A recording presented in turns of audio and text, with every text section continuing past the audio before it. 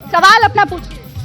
हम ये पूछना चाह रहे हैं, जो 400 पार बहुत देर से गा रही है, उन्होंने भाई साहब ने कहा कि हमारे गंगा एक्सप्रेस वे निकल रहा है बराबर से, हमारे जस्ट गांव के बराबर से, क्या उस पर किसान का ट्रैक्टर चलेगा?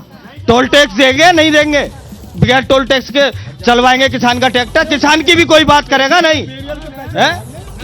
अच्छा ये बताइए, एक सेकंड, यूपी में फिर से दो लड़के साथ आए हैं, कांग्रेस और समाजवादी पार्टी, इससे फायदा होने जा रहा है? इन बीजेपी को कोई फायदा नहीं होगा। मैंने यूपी पुलिस का पेपर दिया था भाइयों, यूपी पुलिस का पेपर दे के आया था।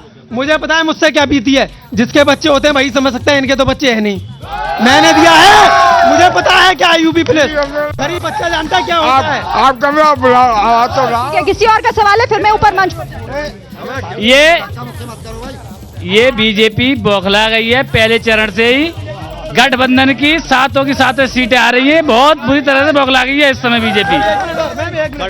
हिंदुस्तान का सारा पैसा हिंदुस्तान का सारा पैसा मोदी जी ने गुजरात में पहुंचा दिया। हिंदू मुस्लिम सिख ईसाई सब कर दिया हमारे तो हिंदुस्तान को बेवकूफ बना दिया। अरे भाइयों सब बैठे हैं, किसान तो कोई होगा ना हमसे ज्यादा।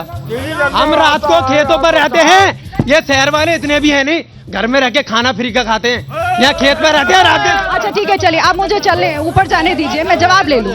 हाँ मुझे सवाल मैडम, अभी एक भाई साहब कह रहे थे कि शहर वाले खाना फ्री का खाते हैं, शहर वाले मेहनत करके नहीं खाते, वो किसी से मांग के ला रहे हैं या अपना रोजगार नहीं कर रहे हैं, ठेला नहीं ला रहे हैं। मैम पहले मैं ग्रामीण क्षेत्र से बिलोंग करता हूँ। हमारे घर में गाय भैंसे पहले चारपाई इधर बन रही है, गाय इधर बन रही है, ऐसा हो रहा था। आज इस संबल क्षेत्र में गाय घूमती हुई नजर आ रही है। ग्रामीण क्षेत्र की बात अलग है। पहले मैम घर में तो चोरी हो जाती थी और लाइट नहीं आती थी, और मैम गाय का तो यहाँ पर नामो निशानी नहीं था।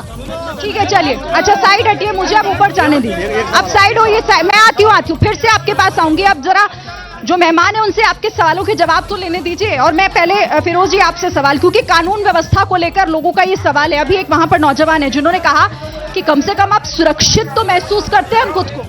नहीं, कितने फर्जी इनकाउंटर हुए। कानून व्यवस्था क्या लोगों को धमकाने और डराने के लिए? किसी एक वर्ग के लिए कानून व्यवस्था है? कानून व्यवस्था का मतलब होता है कि मंत्री की गाड़ी बनारस में उनके चुर गई, नड्डा जी की बीवी की। वाह, क्या कानून व्यवस्था।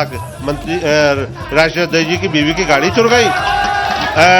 हमारी सुबह मॉर्निंग वॉक पर टीचरें जाती हैं, महिलाएं गले से चैन छीन के ले जाते हैं। इसे कानून व्यवस्था? या किसी एक समाज को टारगेट बना के अगर कानून व्यवस्था हो सकती है किसी प्रदेश और देश की, तो बहुत अजीब देश है फिर हमारा। टारगेट बना के मतलब क्या है इससे? आप कह रहे हैं कि टारगेटेड जो है वो पुलिस का एक्शन हो रहा है? नहीं, एक्शन कानून व्यवस्था ये होना चाहिए, ईमानदारी से काम होना चाहिए।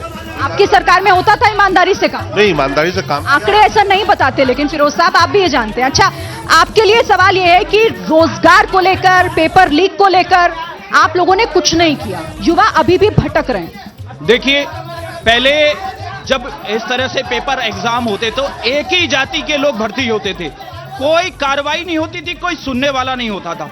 इस बार यदि कहीं बेईमानी होती है, अगले दिन एक्शन होता है, पूरी ईमानदारी से पेपर कराया जाता है, और जो लोग बेईमानी करने का काम करते हैं उन सबको जेल भेजा जाता है। पुनः ये परीक्षा होंगी। दूसरी बात मैं कहना चाहता हूं, अभी कानून व्यवस्था की बात हो रही थी, अभी कानून व्यवस्था की जो लोग एक एक सिपाही पूरे का पूरे थाना, जिले का थाना चलाता था और उससे कोई कुछ कहने वाला नहीं होता था।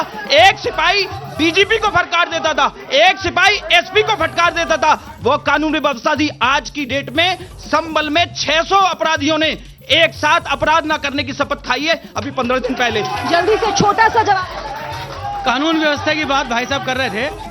उत्तर प्रदेश के अंदर एक भारतीय नागरिक गुहार लगाता है कि मेरी यूपी में जाकर हत्या हो जाएगी, और यूपी में आकर के पुलिस कस्टडी में, पुलिस के हाथों में उस व्यक्ति को सरेआम गोली मार दी जाती है।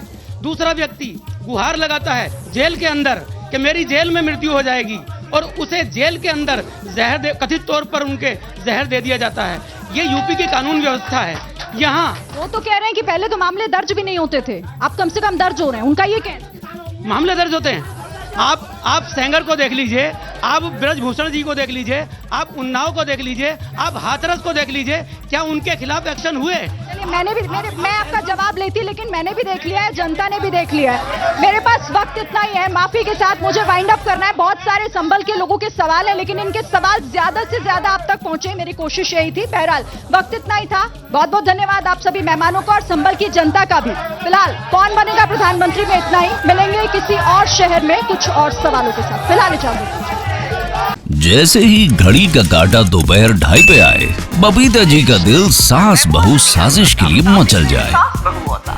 और ये है इनकी बहू, पूरे दिन ऑफिस की टेंशन हो जाए गॉन जब ये करें अपना फेवरेट शो फ्री टाइम पे ऑन। इनकी तरह आप भी देखिए अपना फेवरेट शो अपने टाइम पर और डाउनलोड कीजिए एबीपी लाइव ऐप अपने स्मार्ट टीवी पर।